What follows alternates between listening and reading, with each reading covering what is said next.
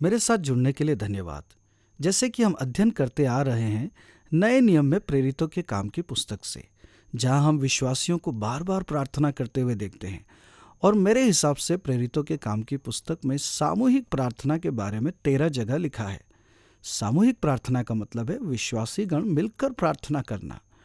उनमें से एक उदाहरण प्रेरितों के काम की पुस्तक में 13 अध्याय में पाया जाता है, जिसके आरंभिक 3 पदों को मैं पढ़ूंगा। अंताकिया की कलीसिया में कई भविष्यद्वक्ता और उपदेशक थे, जैसे बरनबास और शमौन जो नीगर भी कहलाता है, लुकियुस कुरेनी और चौथाई देश के राजा हेरोदेस का दूध भाई मनाहेम और शाउल। जब वे उपवास सहित प्रभु की प्रार्थना कर रहे थे तो पवित्र आत्मा ने कहा, मेरे लिए बरनबास और शाउल को उस काम के लिए अलग करो जिसके लिए मैंने उन्हें बुलाया है। तब उन्होंने उपवास और प्रार्थना करके उन पर हाथ रखकर उन्हें विदा किया। अतः ये कलीसिया के अगुवे एक साथ उपवास कर रहे हैं, प्रभु की आराधना कर रहे हैं, प्रार्थना करते हैं, और पवित्र आत्मा कहता है कि बरनबास और पौलुस को मेरे लिए अलग करो जिस काम के लिए उन्हें बुलाया गया है। ये प्रेरित पौलुस को भेजे जाने का महान तरीका है। प्रेरित पौलुस, जिसे यहाँ शाउल कहा गया है, बाद में उन्हें पौलुस के नाम से जाना गया है, और बरनबास मिशन के काम पर है। पद 4 में हम पढ़ते हैं, अतः वे पवित्र आत्मा के भेजे हुए सिलूकिया को गए और वहां से जहाज पर चढ़कर साइप्रस को चले। मिशन को आगे ले जाने का कार्य आरंभ हुआ। पौलुस और बरनबास तुरंत ही परमेश्वर की सामर्थ्य को प्रकट करते हुए सुसमाचार फैला रहे थे, परंतु उन्हें सताव का सामना नहीं करना पड़ा।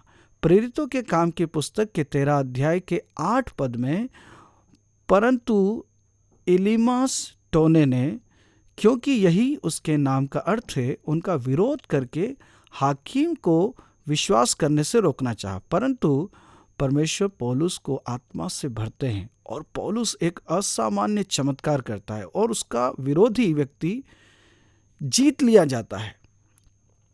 हम प्रेरितों के काम के 13 अध्याय के आखिरी में पढ़ते हैं कि यह सुनकर अन्य जाति आनंदित हुए और परमेश्वर के वचन की बड़ाई करने लगे, और जितने अनंत जीवन के लिए ठहराए गए थे उन्होंने विश्वास किया। तब प्रभु का वचन उस सारे देश में फैलने लगा। परंतु अगले पद में हम पढ़ते हैं, परंतु यहूदियों ने भक्त और कुलीन स्त्रियों को और नगर के प्रमुख लोगों को उस्काया और पौलुस और बरनबास के विरुद्ध उपद्रव करवाकर उन्हें अपनी सीमा से निकाल दिया। तब वे उनके सामने अपने पांव की धूल झाड़कर इकुनियुम को चले गए, और चेले आनंद से और पवित्र आत्मा से परिपूर्ण होते गए। हम देखते हैं कि बरनबास और पौलुस को कलीसिया के द्वारा भेजा जाता है। बड़ी सामर्थ और बड़े सताव का भी सामना करते हैं। पौलुस प्रेरित के लिए यही पद्धति थी, जहां कहीं वे जाते सताए जाते। परमेश्वर की सामर्थ काम करती और बहुत से लोगों को यीशु में ले आती, लेकिन बड़े सताव के साथ। इसीलिए बाद में कुरिन्थियों को पत्री लिखते समय पौलुस ने ये शब्द लिखे, हे भाइयों, हम नहीं चाहते कि तुम हमारे उस क्लेश से अनजान रहो जो आसिया में हम पर पड़ा।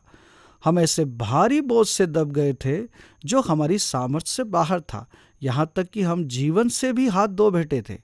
वरन हमने अपने मन में समझ लिया था कि हम पर मृत्यु की आज्ञा हो चुकी है, ताकि हम अपना भरोसा न रखें, वरन परमेश्वर का जो मरे हुओं को जिलाता है, उसी ने हमें मृत्यु के ऐसे बड़े संकट से बचाया और बचाएगा, और उस पर हमारी आशा है कि वह आगे भी बचाता रहेगा।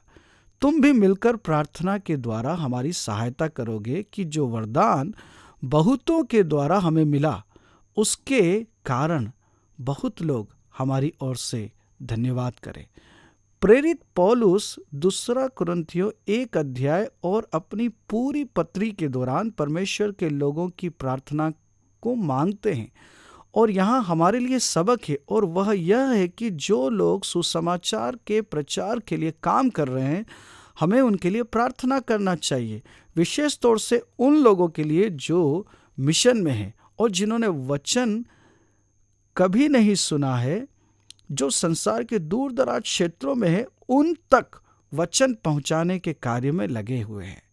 वे लोग अक्सर विरोध और बहुत सताव का सामना करते हैं। इसलिए मैं आपसे आग्रह करता हूं कि जो लोग संसार भर में मिशन क्षेत्रों में काम करते हैं उनके लिए अवश्य ही प्रार्थना करें।